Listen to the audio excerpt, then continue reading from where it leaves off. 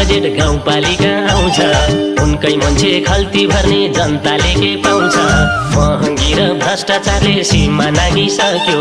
युवा जति घर चलाउन विदेश लागिसक्यो सम्झिँदा नि आज भोलि यति